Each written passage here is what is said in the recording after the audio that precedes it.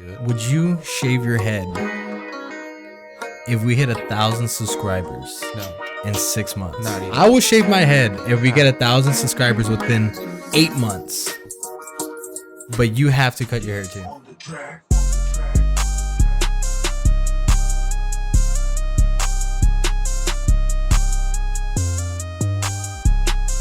Welcome to the Common Podcast. On here, we speak using our common sense and realize it really isn't that common. What's going on, you guys? We got Justin back. What's up, guys? And we're going to be answering some more questions. Whoop, whoop. This seems to be our go-to. I love these. Yeah. I love these because these are, again, like I said in the last podcast, they're very engaging and they make us work. They make our brains work. Yeah. I'm very exhausted after every single podcast. Yeah. I mean, the one that happened 2 uploads ago, that one was pretty... Yeah. It was fun. It was fun. It was fun. It was really good. I think people think we hate each other now. I love you. Yeah, bro. No, for real though. Like, Justin and I, we're perfectly cool. Like, I want to make that very clear because people are... I mean, I've got a couple of hate messages. I would say like 5 hate messages, like, in your defense, right? And it defeats... Which is why I did the intro a little bit different this time because we're literally speaking of our common sense. We're not educated scholars. So, like, we're... You know what I mean? We're just... And everybody's entitled to their own Exactly. thoughts. Yeah. Exactly. We're just average guys speaking what we think. At the end of the day, Justin and I, we're cool. Regardless if we agree or if we disagree. That's just the reality of it. Right? Yeah. Guys, make sure y'all are liking and subscribing. Share the video with if you're listening on Spotify, that too. Just make sure you're sharing the podcast to at least one person. That is your fee for watching this podcast. It's free.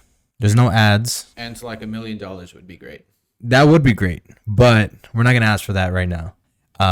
But we are asking if you can share with just one friend, especially if you find it entertaining. If we're not entertaining on this show, don't share it. But Or if share it anyway. or share it anyways. Yeah. But yeah. Be like, hey, look how annoying these guys are. That'd be fun. Okay, so we're gonna get on to the questions. Let's see here if I can find my email.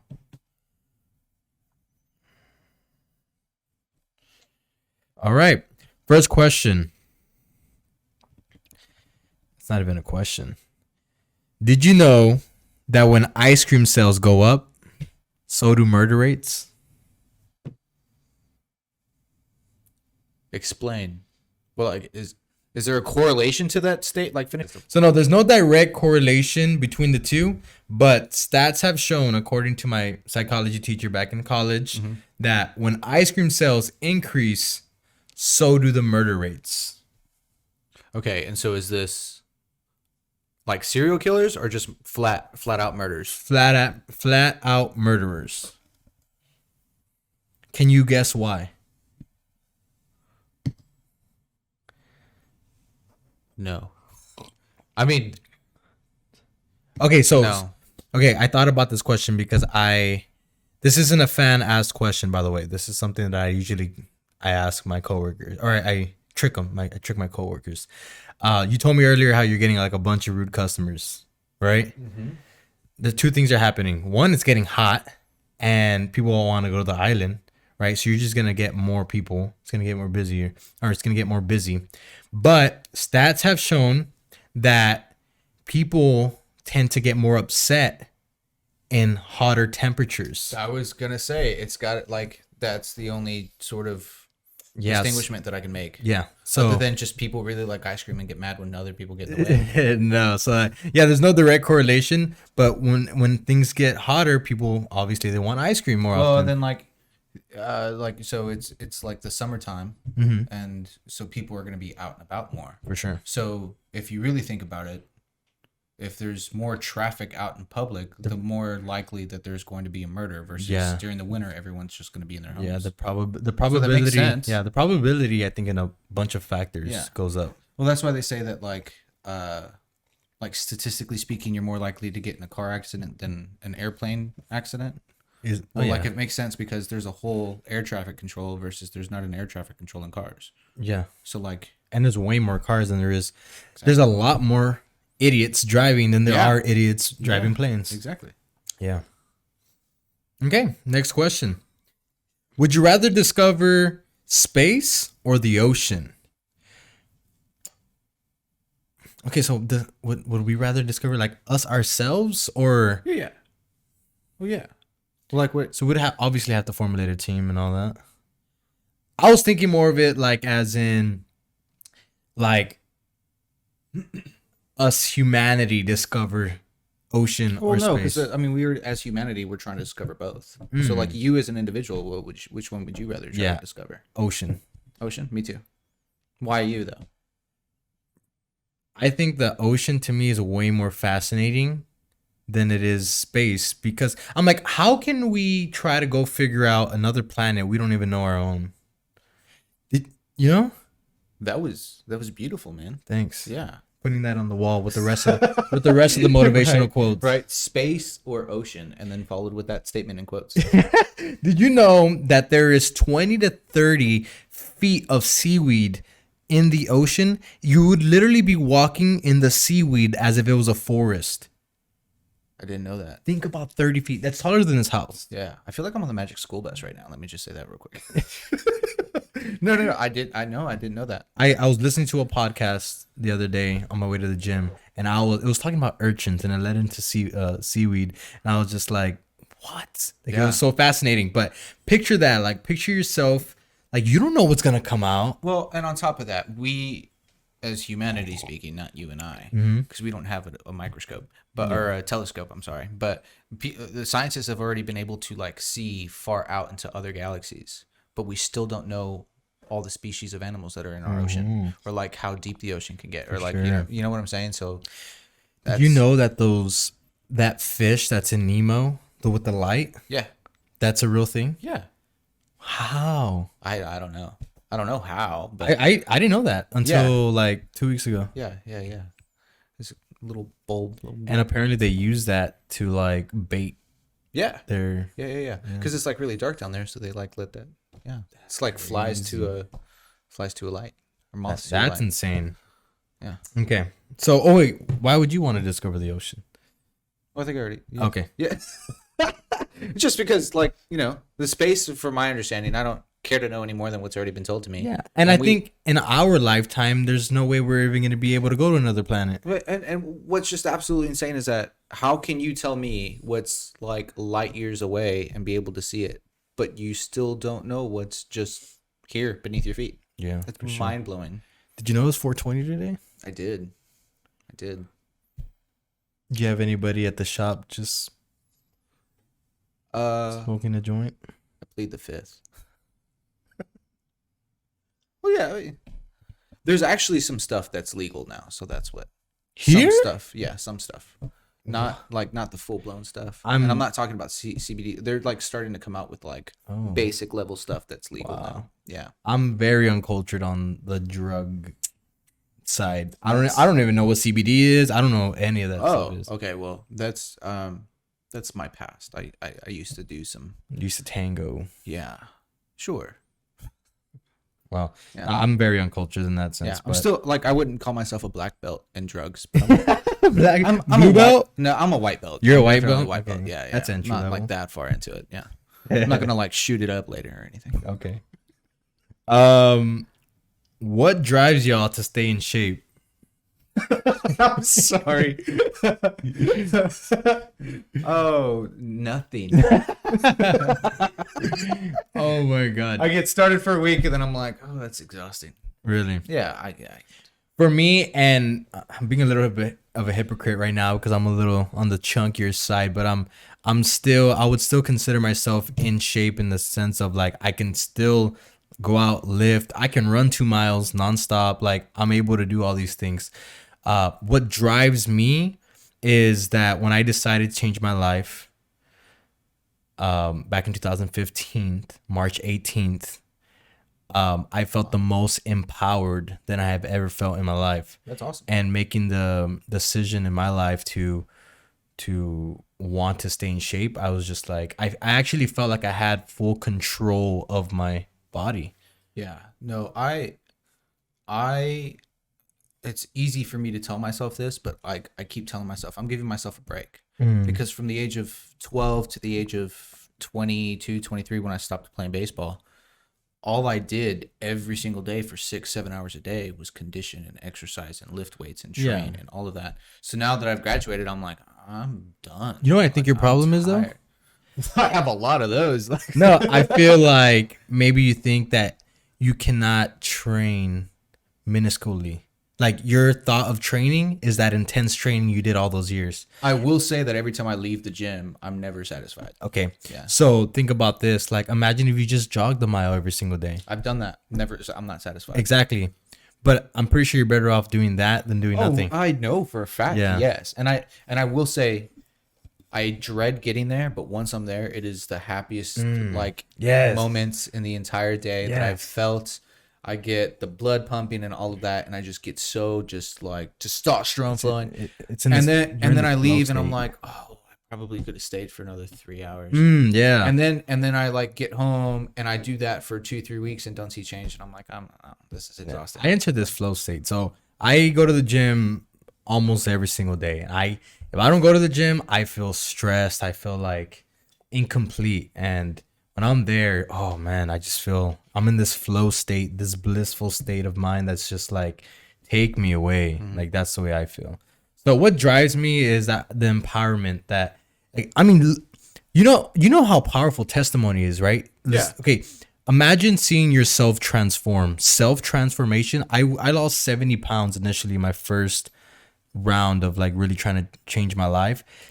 Seeing myself every single day in the mirror, like that's empowering. Yeah. That's self-testimony. Yeah. Like, No, for sure. you know, that's yeah. And that's another thing that I'm always like dreading is that when I was at my like tip top shape and I like felt good, and there was days where, so one thing as like a picture that you would do to, if your arm was a little sore, you'd go and run to get that blood flowing. There was one day where I ran for an hour and a half straight. I broke sweat obviously because it's an hour and a half, but didn't lose breath, didn't lose anything. And then I get back, and like to look at my physique, it was never good enough. Like I always wanted something more, wanted something. And then I like stopped working out after I graduated, and now I'm like, well, like I'm okay with this. What do you think will get you there? Drive you? Do you think maybe joining a softball team will get you there? So I tried joining a soccer team. That went very bad. Are you not a fan good of at soccer. Are you a fan of soccer? I was until I played, and then I'm like, this sucks. Bro, This sucks. It's weird how that works because I love playing baseball. Yeah. I think it's a boring sport to watch.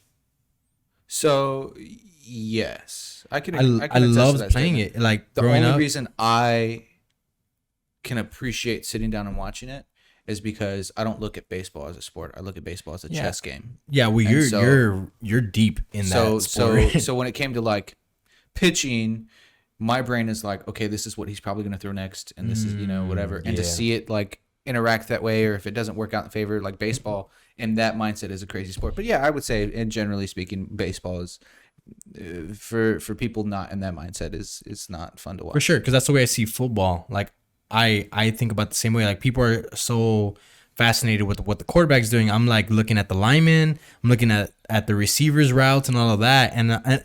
But I'm like, I can see why people would think this is boring. I have a hard time watching football, I'm being honest with you. Yeah, I mean, I understand. I only played in middle school, and then There's a lot going on. 22 players on the to field. me, and I guess people look at, now that I'm like speaking about it, to me it's what people would say about baseball. I'm just watching the same thing over and over again. They're just like moving across the field back and forth. Like, I don't understand how soccer is so entertaining. yeah. But it's the biggest sport. The only reason I started to really enjoy watching it is because we would put it on at work when I worked in Arkansas, and we would like pick a team, me and a buddy of mine, and we would Just sit to there. pass time? Yeah, and we would sit there and we would like bet, or not bet, but like we would Bet. It was cool. It was fun. What's your biggest fear? Are we talking about like heights, or are we talking about just like generally speaking? Nah, well, let's not get too deep on it. Let's do like heights. Okay. Stuff. Okay. I am afraid of heights. Really? If I'm not in an enclosed space, I'm terrified. Like if I'm on the 20th floor of a building and I'm looking out the window, I'm fine. But you put me out on the balcony, I'll freak out. If you were on like a 50-story hotel and you had to walk from one end to the other end, but it was glass and you can see straight to the floor. Probably not. No. No. If I had to, I'd sprint to cross that entire thing. I wouldn't get there very quickly, but yeah, I'd sprint. That's worse. No. You're stomping on that floor. I guess that's true. I don't know. But going back to our last podcast, I don't know what it is, and I know it's an irrational fear, but crocodiles scare the living crap out of me. I can't. I wouldn't mess with any animal. No. But like general basic fear, I think I'm not scared of snakes. I'm not scared of. So crocodiles and heights. Yeah, that's super irrational because I can avoid both of those things. Right. Mine is the ocean. Oh, like imagine being in the middle of the deep sea, like just out there. Well, that is absolutely as terrifying. far as the eye can see, and your ship is sinking, and then now you're just floating there. Like, dude, you don't know. My brother said there's a phobia. I don't even know what that is. No, there is. I don't remember the name of it, but yeah. Oh, there's also a phobia of like fear of the unknown when you're in like a body of water. So like you can also have that phobia in like lakes. Yeah. Okay. So that's what he was talking about. Yeah. So you can have the phobia in like lakes. you don't know what's down there, so like that terrifies you. It'll be a mixture of that, and then a mixture of like, I can't see anything else but this damn water. Mm-hmm. So I mean, going to the beach, are you scared? No. Or you're just like you're scared of being caught in the middle of the ocean? I hate the beach though. Why? The sand? The sand, yes. Oh, you get sand in places where sand should not be. Nobody should be there. Yeah. No, I would have to disagree with you only for the fact of like there's something when you can put your brain to reset mode and be like, hey, I'm gonna just relax, listening to like the waves and like sand is. Well, I mean, I'm fine with being on land, but once I get into water, I just feel like real like, ugh. Okay. Like I wouldn't mind having a campfire. Nah, I scratch that. I hate the beach. There's something so amazing about having like a bonfire on the beach with friends or like I don't know, just hanging out at the beach. Yeah, for sure. Yeah. We had a couple of church trips over there where we couldn't eat anything and we had to like fish for our food. We always failed, so we'd have to fast all day.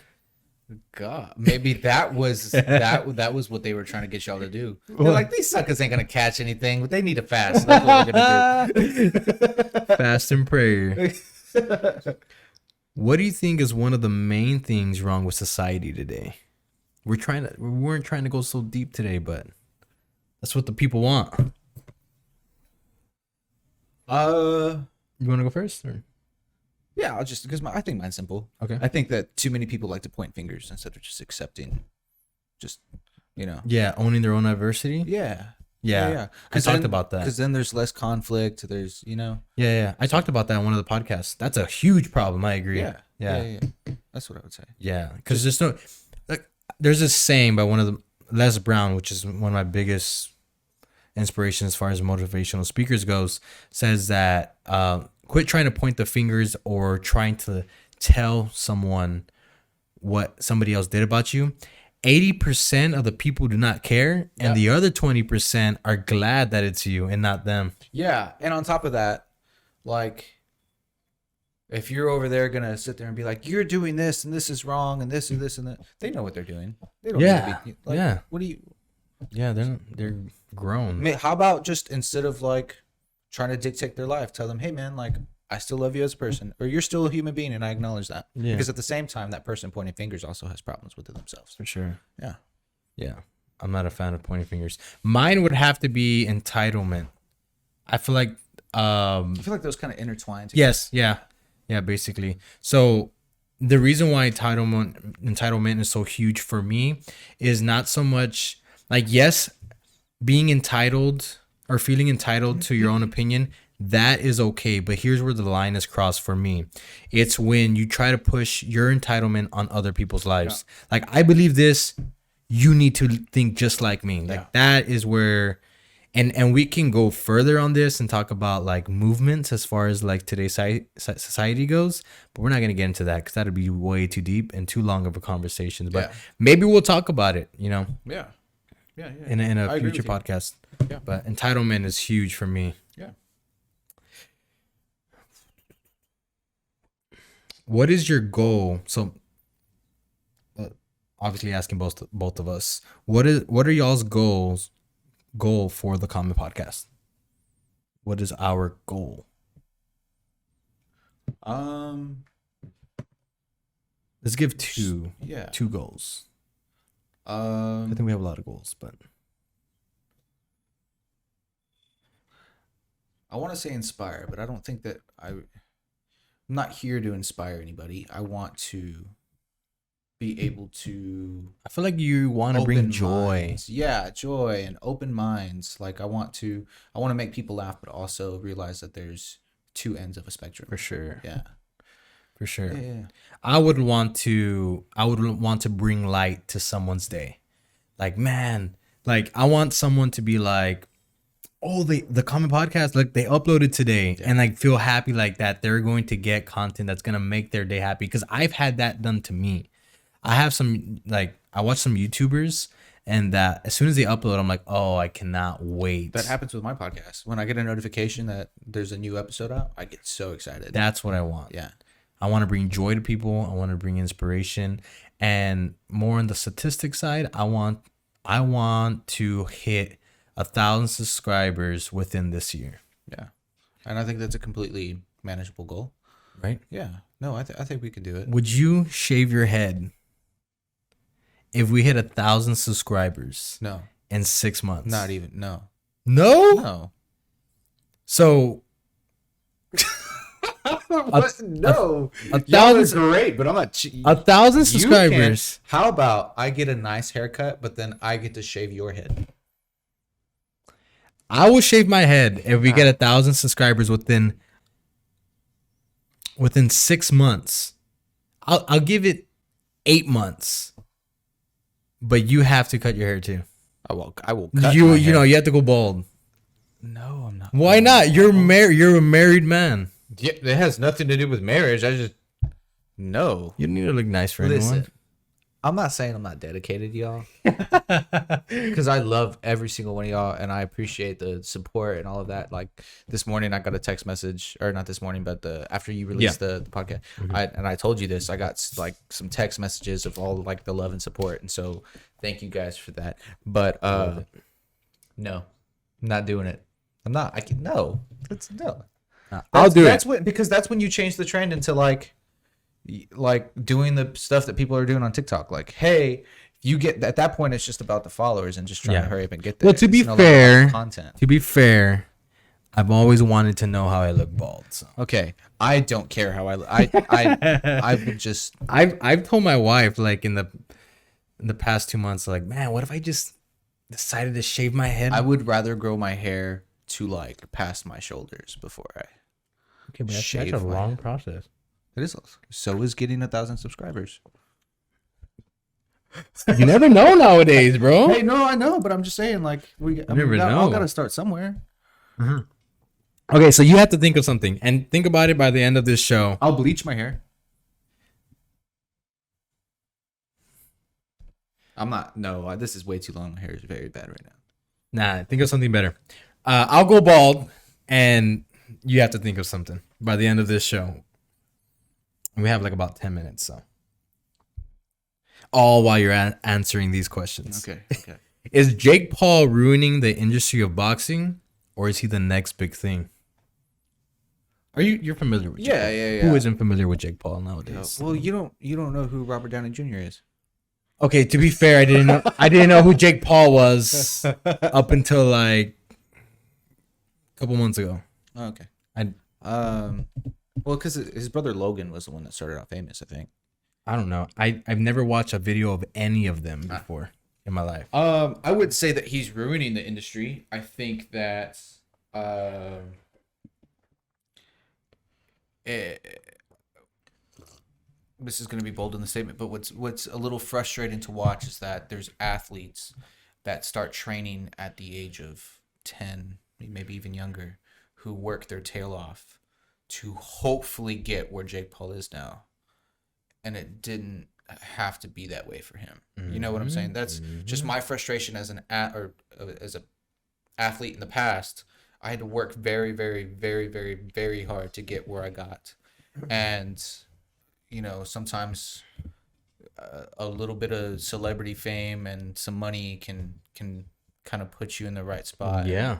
And which he was fortunate enough to have that money. He was fortunate enough to have the fame beforehand. So like, good for him. But it's also frustrating for the upcoming athletes who are probably better boxers and better athletes who didn't get to worked a lot harder. Yeah. It's unfortunate that that's just the way the show business is. Whatever's gonna get the most views. Yeah, exactly. But here's what I have to say about that. Jake Paul is not ruining boxing. No. The people that are watching are ruining boxing. Also, because I just talked about how it's show business. yeah. If nobody watched that, if nobody contributed and nobody bought those pay-per-view fights, he would have no promotions. He would have no sponsors. He wouldn't have nothing, because all of those sponsors and everything that's surrounds that funds that fight are in it because people want to see it.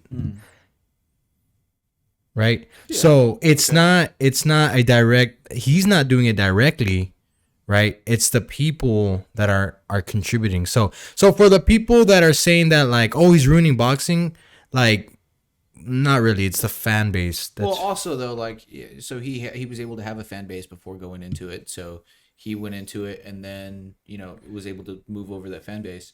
But even then, like, you got to give it to the kid from the couple videos that I watched. He's a decent fighter. Oh yeah. Like, he's like, so I don't even think that I would blame the fans. I would say that I think that as the boxing industry itself, instead of just like, it's all about money at that point because they know it's going to create more of a fan base. But I, and this is never going to happen, but I wish that the boxing industry would take a look at all the talent first and be like, this guy. Well, you see, it's not getting funded by the boxing commission or anything like that. This is like, what is he fighting under then? It's like a third party thing. That's what I'm saying. It's not. Well then it's not a big deal. It's not like he's like fighting Floyd Mayweather. Exactly, which might happen. Floyd Mayweather made a post today saying, "Where should I fight Jake Paul?" And it was like Vegas, Dallas, whatever. That's because he's trying to create traction and get people to respond. Like, that's just. You think it's gonna? I don't think it's gonna happen. I think he gets destroyed if he fights Mayweather. Do you know how long it took for him to fight Conor McGregor? And that's Conor McGregor. Yeah, Conor McGregor is my favorite fighter. Yeah, so he's pretty. He's a badass. Yeah. So. I just think it's a very unfortunate situation for the fighters that really worked hard to get to the boxing. And I also don't think it's only the fan base for me. I think it's also the boxing industry because they've done a poor job of trying to keep their fan base engaged. And because there's a lot of there's not a lot of good fights anymore. No. And a lot of them are very boring. Yeah. UFC's pushing every single time. They're pushing the agenda to become better. And that's just the way it is. Yeah. So I agree. I like UFC way better. Oh, yeah. Same. How much do you love your wife? Like on a scale of 1 to 10? All right. It's a very broad question. How much? I didn't ask the question. Why are you attacking me? Unconditional. Ooh. Unconditionally. That's how much I love my wife. Unconditionally. Yeah, my wife is the most important person on this earth to me. This show wouldn't be possible without her. And that sounds really cliche. And people are like, oh, like I wouldn't be the man who I am today without her, which is true. But let me take it a step further and explain why. She takes care of majority of the stuff that needs to be taken care of here at the house. Mm-hmm. If I had to spend my time doing the things that she has, and I'm going to say sacrifice, but it's not a sacrifice to her because she loves to do it. And she sees the vision that I have for this show. But if I spend all my time trying to dedicate to doing all those other things, I wouldn't have time for this. She sacrifices me staying up late 3-4 in the morning editing videos, sleeping by herself for me, for my dreams, for the things that I have, the goals that I have. So without her, like, none of this is possible. This show wouldn't be up. My gaming side of me wouldn't be, none of it. Yeah. So I love and appreciate her so much, more than words can even explain. Yeah, no, my wife, like, I never, when we met, I was probably around her and friends with her for less than a month before I realized I can never, ever, ever let this person go. She the one. Yes. Like, this is, if I'm going to meet a million women and out of all of them be like, yeah, maybe she's the one person I ever met in my entire life where I was like, no, her.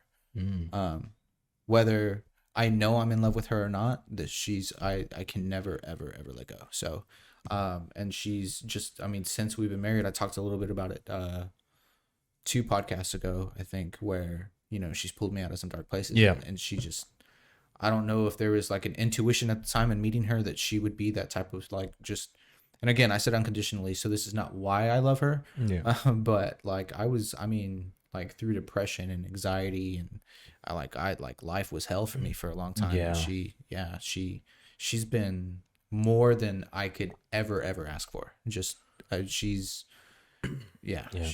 That's good when they see you at your worst, and you can see that they passed that test, I guess you can say. It's like, okay, like, if they could handle me at my worst, imagine what we'll be at our best. Yeah. And so I think marriage is just a work on each other and help each other grow. That's constant. That's gonna. Yeah. I think you and your wife in 10 years, my wife and I as well. 10 years from now, we're just gonna be smooth sailing. Not smooth sailing, but like, we're gonna be well seasoned, and we're gonna be in a better place. I think also it's important to, well, we're getting off on a tangent, but I think it's also helpful that her and I don't know if you and your wife did this, but my wife and I learned from our parents' mistakes and learned from their strengths, and we were able to incorporate that. And I think that has made our love stronger, because we're that much more dedicated to working together, just because we know the type of background and stuff that we grew up in. So yeah, us not necessarily, but, you know, I like that.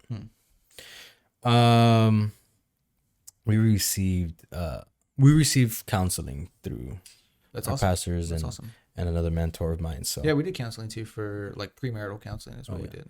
Yeah, we still do it, which I think it's very productive for us, because there were some little rocky, you know, it's marriage situations in the beginning. So like, those counselings really helped us push through. That's awesome. How do you deal with toxic people in your life? I burn bridges. It's unhealthy. It's unhealthy that I do that. You should probably attempt to work at something, but no, I cut ties. I don't. You want to be toxic in my life? I don't have any time for that. I won't. No, thank you. I just don't. You just don't what? I just don't deal with them. Well, like, if you have a hater, like, I don't deal with them. You just ignore it? Yeah. Oh, well, like, that's... Like, it's like, okay, if I have... Well, like, let's say you have, like, a friendship with someone, and then they start to become toxic in your life. How would you handle it? I would slowly but surely just kind of... so, like, it wouldn't be like, I can't be friends with you, but it's just like, I'm not really enjoying our time together anymore. Like, I'm not going to be calling him anymore as much. I'm not going to be talking to him as much. And slowly but surely, I'm going to fix myself and put myself in a position where I need to be in order to, according to my goals, succeed. Yeah, no, and I guess I'm kind of the same way. I immediately cut it and say, you know, when you're ready to grow up, then we can have this conversation. You know, because like, when people, as far as people outside, if I'm not close to you and I'm not a friend to you, and I'm not, you know, you're... Like, we aren't even acquaintances, and then you want to come and try to be talking. I don't care. I don't know you. Like, just, you know, get out. It's, to me, you're no different than a rude customer that I deal with at 5 minutes at where I work. Like, you're the exact same thing. Yeah. Now, you want to build a relationship with me, then maybe, like, let's, you know, work on maybe some toxic traits, or like, you know what, I don't want to change you, but also at least be aware of what toxic traits that you have, so that way, you know, it can work, and you know what humility is. Yeah, sure. Yeah. I just don't deal with it. I just, like, especially if you don't have any significance into my life, if you have anything to offer me, if you're not family or anything like that, I'm just like, I shrug a shoulder to it, and I might not even let you know what you did wrong or anything like that. It just might be like, you're kind of not really deserving of my time, and I'm not gonna hate that person because that's where I think that's why I do that, because I don't want to hate this person. I just much rather dismiss them without them even knowing, and then just kind of just go on my way. Like, I'm gonna be me. I'm never gonna change. Well, obviously, I'm gonna be changing right through different stages of my life, but you know what I mean. Like, I'm gonna be me always. Yeah, no, for sure. That's awesome, man. Who influenced your life to be where you're at? I don't know this. It's not English. I don't know this person's. This person speak at. Wait, where is it? Oh, who influenced your life to be where you're at? Meow. Meow. No, I think they meant now. Who influenced your life to be where you're at now? You want me to go first? Or you? I don't care. Okay. I think as far as stability goes, I think my father. I think that's he has really embedded that in my head to like. That's the reason why I had this house. That's the reason why he helped me build the credit to where it was. Like and once I was 16, we were pushing to get start building my credit, and he was trying to teach me all this stuff, especially how to be responsible and learn to, if I want something, then I need to work hard to get the money in order to get it. In that sense, where I'm at now in life, I would say him, but where I want to go, a whole bunch of different people. Like, because I don't want to do the traditional, like, I don't want to live a traditional life, like 9 to 5, just, you know what I mean? Same. So in that sense, a bunch of different people, like all of my inspirations have inspired me to push the limits. Yeah. But where I'm at right now, I think my father, as far as stability goes. I think my answer's a little bit more chaotic, because I've had different life stages. I feel like way too many, like way more than I probably should have at this age.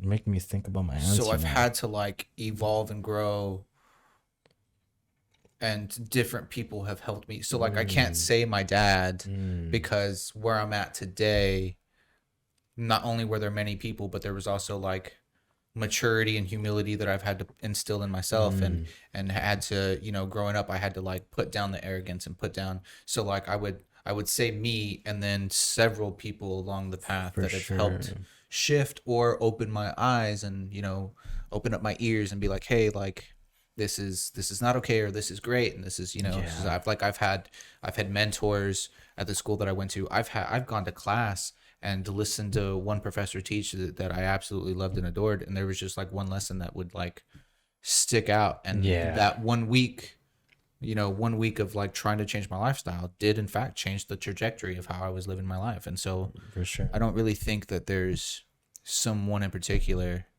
that I know. I mean, we spoke about it just earlier, but like my wife has helped me grow into someone who I never thought I could be. So like as far as today, I can give a lot of credit to her, but also I think that you can also give a lot of credit to yourself, because you yourself have your own brain, and you have to be able to evolve and grow.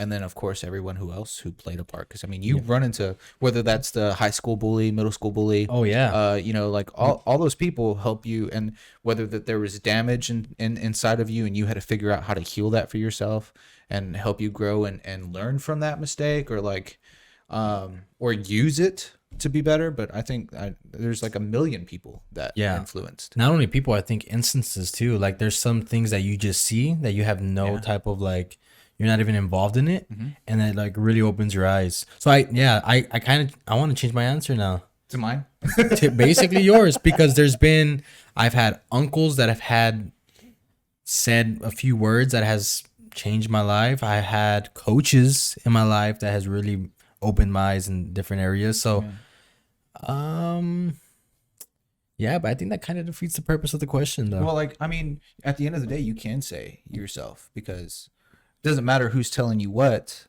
You have to be able to instill it. And isn't that crazy though? How two two brothers, Mhm. right? How they can grow up in the same household and they can take two complete routes. That's crazy, right? Yeah. Yeah. Especially like my brother and I, like we're very close in age. Mhm. We're a little bit over a year. Oh wow, that's very Yeah, close. it's I was like gonna say my brother too. We're 3 years apart. we're a year and 3 months or something like that. And it's crazy because like we grew up seeing the same things, but we took like different routes and we have different insight in a lot of different things. It's crazy. There's a song that goes, two older brothers, one's hood and one's good. Like, and it's like, I was like, whoa, that's a crazy lyric because it's true how that can happen. Yeah.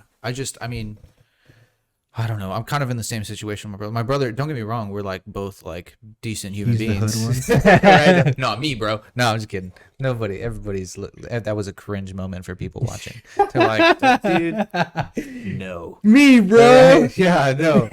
I'm about to go meet up with some people on 420. No, but I think that him and I are like, our heads are like, what's that saying? You have a good head on your shoulders. Oh, yes. We both have that. But the way that we process and think and react and respond are very, very, very different. And I think it just all has to do with your like personality type. And Yeah. it's just, what's insane though is like you're right. We had me and my brother actually talked about this. We have the exact same mom and dad, but there was circumstances and instances that happened in the household that affected me Differently. 180 from how it affected him. That is so crazy. So like there's circumstances where, mom and dad are fighting and there is like things that were done or things that like I saw or I witnessed or something that like I intook in my brain that my brother was like, well, that's okay. Like, like it happens. It's family. It's mom Yeah, and dad. when like, you're mom a and little dad bit more fight. sentimental. And I'm like, no, do you maybe not realize that maybe you think this way or respond this way is because of this particular circumstance? And he's just no, like that's not. Yeah. And I'm like, no, well, I'm damaged, unfortunately. Yeah. And it's frustrating because I'm like, why did it affect me this way? But we're 180 people. Yeah, I agree. My brother and I believe he has a good head on his shoulders as well. But exactly what you just said. Mm-hmm. So going back to the question, it probably is it can be a bunch of different influences, but it always comes back to how perception, Yeah. how you perceive it. Yeah. That's crazy, bro. Yeah. Let's skip this into another. Pause. Into next podcast. Yeah, into the next podcast. Because dang, that's a whole topic in itself. Is married life, I like this one. Is married life really any different than the dating stages? Oh, it's a million times more complicated. I would say it is, right? But that's my experience. Did you live with your wife before? No. Okay, me neither. That's why I'm saying it's completely different. Mm-hmm. But if someone's living together, like let's say someone's living together for 5 years already and then they get married, do you think anything changes? Yes and no. So I think, if I remember correctly, I think there is a statistic that if you live together before you get married, that it lessens the chance of divorce. I think. Really? I think so. Yeah. It makes sense because you've already lasted 5 years. You're like, oh, I know I can live with this person. The difference about dating and being married, though, dating someone that you have a way out. Yeah. You know that in the back of your head. Married, I keep telling myself, and I'm not invincible. I'm not like the perfect husband, and my wife is not the perfect wife.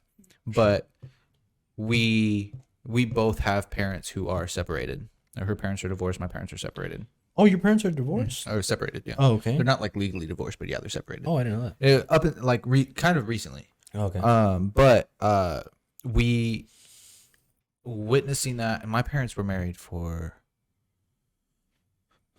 just, I think, over 25 years. Yeah, and they're separated. And so like to witness that and have them all through my life and just to like see it kind of lead up for many years up to be like, well, saw it coming. Yeah, my wife and I made the commitment to each other. I don't care what happens. I don't care how far south down we go. We are committed to each other. Yeah. And that's what unconditional love is. It's like you may not like the person at the time. You may not like the person for several months because of what they might have done. Yeah. But you were making the choice to love that person. Yeah. And my pastor gave this lesson to me. It's like you are now committed to the marriage, not to the person. Mm-hmm. The person, like you just said, is going to go through stages in their life where you're not going to like them. You're not going to like what they're doing in this point of their life. Mm-hmm. But if both of you are committed to the constitution of marriage designed by God, then y'all will never get divorced. And in 7 years, the person you married is going to be a completely different person. For sure. And then 7 years after that, it's going to be another completely different person. Everybody's going, and you're going to be a completely different person. Mm-hmm. So, I mean, dating, I don't care how long you date that person. In your head, it's always fun and games, or you might get in little, tiffs. You might fight a little bit, but you could always get in your car and go home. You could always just like end it and be like, you know what, we need to be on a break for a couple weeks. That's not a thing in marriage. That's not a thing in marriage. You gotta. We have like a rule where I don't care how mad you are, and I don't care how far away you sleep, but we're sleeping in the same bed. And like there's little things that you can instill to like make things a little bit better. But she's like jabbing you while you're asleep. Right. I wake up and there's a pillow on my head. No, but no. You're just dating. I've dated. I've went out. I had my fun. I dated all the time. But it is a very, very different feeling. The moment that you say I do, the moment you walk in through that door, it already just feels completely different. Already feels, because even being engaged, there's still like a chance that you can be like, I can kind of walk out of this if I wanted to. Like this is just like, but once you both say I do, the game's over. You now are, like you said, committed to that marriage. I would say, and it's complicated. You have to work on yourself as well as work on that person and take care of that person. You're no longer thinking about, well, this is enough food for me. No, you're now thinking about something as simple as food. Now you're okay. Well, I need to make sure I have enough money for groceries for the month, or all of that. So, you don't think about things like that in marriage. And for sure, I think it goes back to going back to the question. I think it comes back to a mindset thing. If you take marriage seriously, then yes, there is a difference. I think then yes, it's night and day in comparison to dating and marriage. Because if you look at it for true marriage, then you know that there's no way out. Rightfully so. Yeah, and not saying that like there's no way out is we're not. It sounds like that we're like, well, we're trapped, we're stuck. No. That's what I'm saying. Rightfully so. Like yeah. It's an honor. To take on, and it's a privilege. And what you saying about for the greater good? For the greater good. For the greater good. For the good of the gospel. For the good of the gospel. No. No. And I mean, you can still make marriage fun and feel like the dating life, but it's never going to feel like the dating life, because the butterflies are going to come and go. Yeah. Throughout the dating process, most of the time, if I actually had feelings for this person, butterflies stayed there most of the time while we were dating. And then if they went away and I wasn't feeling it, I'd just leave, or that person would just leave. This is where you're not just going to, you can go take your wife out to the movie and a dinner and have butterflies, and you get home and the next day they're completely gone, but you still have to go to bed with that person. You're still just choosing. Yeah. I would say it's completely different. Yeah. Yep. It's completely different. And for me personally, it's way better. Yeah. No, I agree.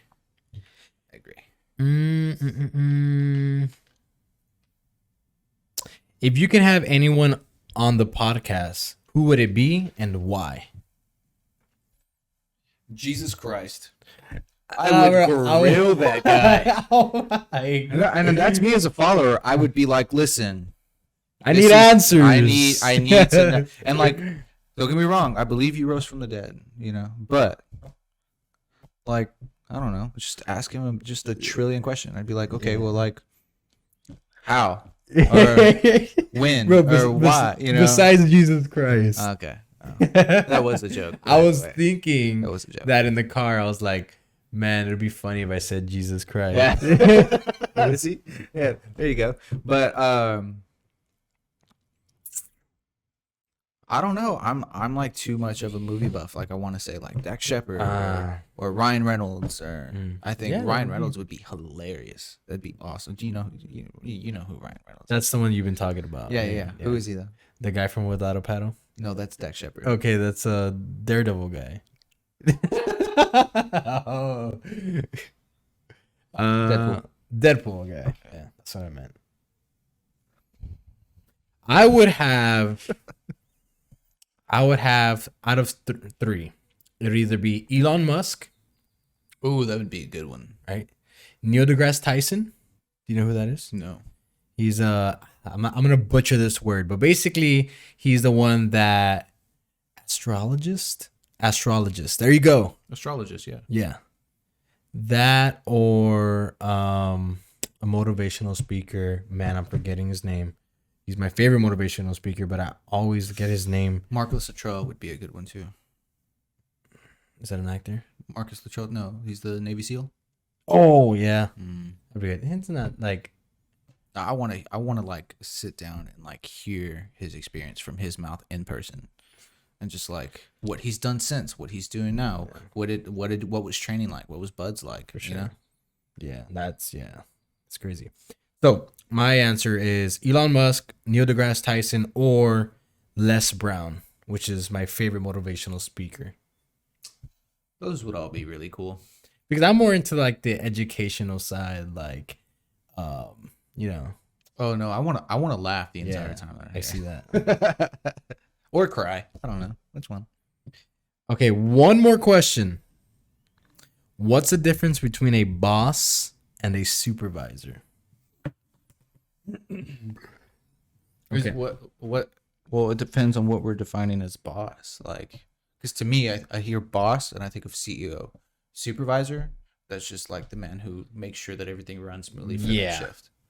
So and it gets tricky because depending on where you're at, you can consider your supervisor a boss, right? So if you're an employee, because he technically is in a position above you. But if my supervisor comes and says, "Hey, you need to do this," and my boss comes and says, "Hey, you need to do this," and they contradict each other, I'm listening to my boss before I listen to my supervisor. I agree with you because I do see the boss being like the CEO, the one that is in charge, and the supervisor's kind of like the manager. Yeah, like the word oversees. Supervisor, it just means oversee. Yeah. Like, yeah. So, is that the correct answer? I don't know. Yes. No. I don't know, but in my head, that's what makes sense. I believe that boss is the head honcho. Yeah. And that's Isn't that crazy that people get paid to watch, essentially? Yeah. I mean, I want that job. I think it's a lot harder than you think. Yeah, sure. No, yeah. A couple of bankruptcies here and there. Well, then I want to be like a supervisor. I want to be a supervisor at like a movie theater. Think how chill that job would be. Or supervisor at like an aquarium. I think you'd have a bunch of Karens. Oh yeah, but like that's at every job. Go in there. That little boy's making a bunch of noise. Go shut him up. And you're stuck like. Well, that's what Karens are going to be at every job. Yeah, and then like they will find their way in like a construction worker just doing his job. Oh yeah, like that. Like you're being really loud. What? Yeah. Oh yeah. And what's the guy version? Because there's the guy version. I think I think they call him Kevin. I forgot. So there's guy versions of it too. Yeah. I've heard of it, but I don't know. Yeah, there's Kevins and Karens everywhere. Yeah, for sure. But that concludes today's episode, guys. If y'all enjoy, the only fee is to subscribe, like, comment, and share the podcast. Yep. And you're gonna shave your head. And I'm gonna shave my head at 1,000 subscribers if we hit that within 8 months. Let it be known. Share it. And do you have anything else to say? Like and subscribe. Like and subscribe. Hey, we're working on some merch. Yes. Yeah. Like shirts and mugs is what ideally shirts and mugs. So if you guys are interested, let us know because we can make some extra. Like instead of like, I don't know, 2, we'll make 4. No, I'm just kidding. I'm just kidding. No. No, for sure. Just keep commenting. You guys are being really, really great at communicating with us and letting us know like what you dislike, or So just keep that coming. And if you're interested in merch, or if you think if you like coffee, buy a mug. If you like wearing shirts, then buy a shirt. Yeah, for sure. So we're gonna make a very small amount of whatever merch we've already decided the merch, but we're gonna make a small amount. But I mean, leave it down in the comment section if y'all want it. We'll get some more. I'm buying one. And we're out.